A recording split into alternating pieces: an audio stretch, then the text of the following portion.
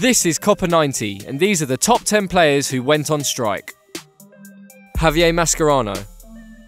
You don't want to get in Roy Hodgson's naughty books, unless you want a stern talking to and a death stare. And that's exactly what Javier Mascherano got when he withdrew himself from selection before Liverpool's fixture against Man City on the grounds he wanted a move to Barcelona. After receiving a bid from Barca, Mascherano's head was irrevocably turned, and even though he eventually got his move to the Nou Camp, he left Liverpool fans with a bitter taste in their mouths.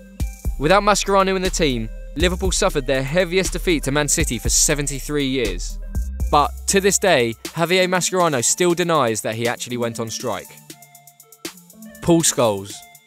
We know Paul Scholes didn't actually move away from Man United, but hear us out. In 2000, Scholesy was having a bit of a tantrum. The quiet on-pitch maestro turned critical pundit was dropped for the Manchester United starting 11 for poor performances. Scholes came off the bench with 10 minutes to go, but it was too little too late, as Michael Owen secured a 3-1 victory for Liverpool at Anfield. So angered by the decision, Scholes refused to play the next game against Arsenal in the Worthington Cup, as it was basically a reserve side. United went on to lose the tie 4-0, and Scholes was fined 2 weeks' wages and was forced to apologise. Dimitar Berbatov. During the 07-08 season, Berbatov was dropped to the bench in a game against Newcastle at St James's Park. Just after half-time, Martin Jol called on the Bulgarian striker with Spurs already 2-0 down. At first, the striker refused, before reluctantly coming on. 5 days later, Martin Jol was sacked. But this wasn't the only occasion in which Berba had refused to play. The following season, he refused to play for Juan de Ramos in an attempt to force through a move to Man United. Weeks later, he finally got his wish and moved to Manchester on the final day of the transfer window. William Gallas. After refusing to sign a new contract with Chelsea in 2006, stating that the club hadn't offered him enough money, William Gallas failed to turn up to their pre-season tour after the World Cup. Even though he eventually came back for fitness reasons, he reportedly threatened to score own goals if he wasn't allowed to leave Chelsea. And on the 1st of September 2006, he got his wish and moved to London rivals Arsenal, later claiming that Chelsea lacked class and were hiding behind false accusations. SAIDO Berahino. In 2015, we were gifted with quite possibly the greatest deadline day meltdown ever seen on English shores. After SAIDO Berahino's £23 million deadline day move from West Brom to Spurs was blocked, Berahino not just threatened to go on strike, but publicly stated on Twitter that he would never play again for club chairman Jeremy Peace. Berahino can now look back on this episode with a smile, as we all do, and it's something that he undoubtedly regrets, saying, "I should never have said that. I make mistakes, and I hold my hands up. I say it was a mistake from me, and I just apologise to all the fans out there that have always supported me, and also the club that has always believed in me." We believe you, Saido. Just make sure, if you do it again, don't put it on Twitter. Dimitri Payet. Remember back in June in France when a suave-looking Slaven Bilic was crying on ITV after watching his little Dimitri score the winner for France versus Romania? Well, since then, a lot has changed. West Ham's first 6 months at the Olympic Stadium have been far from what was expected. With inconsistent performances and crowd trouble, as well as an absolute drubbing in the FA Cup, morale at West Ham is low, and none more so than the little French magician Dimitri.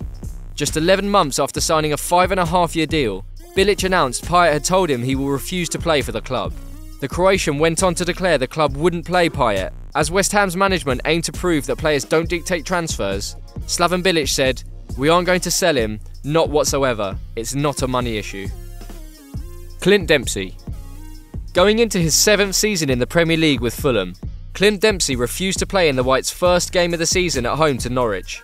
His decision to go on strike likely came from the interest shown in him by Liverpool earlier in the summer, as Brendan Rodgers made an inquiry into the Fulham striker.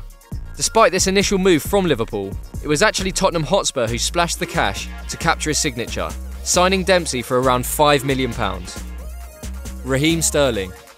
In the summer of 2015, Raheem Sterling was the most sought-after English talent. His reputation made him loved by the Liverpool faithful and admired by clubs all around the world. That was until the winger had his head turned by Man City. Aware of their interest, Sterling became more and more frustrated with Liverpool's reluctance to sell him, and reportedly took matters into his own hands by refusing to go on the Reds' pre-season tour of the Far East to force through a move.